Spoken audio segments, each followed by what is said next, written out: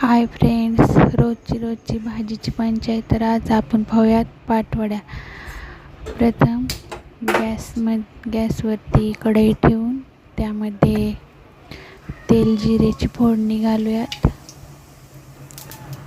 लसूण अद्रक यांची पेस्ट घालून छान परतवून घ्यायचं. यात आता मी घरचाच तयार केलेला काळा मसाला घातलाय. चिमूटभर हळद छान परतवून घेऊन यात मी भाजलेले बाजरीचे पीठ पाण्यात मिसळून घातले. पाणी, मीठ, एका बाउलमध्ये बेसन पीठ, त्यात मीठ, चटणी आणि थोडेसे जिरे घालून छान भाकरीच्या पिठासारखं तिंबून घ्यायचं. याची छान एक पोळी लाटून घ्यायची. याच्या वड्या पाडायच्या. या वड्या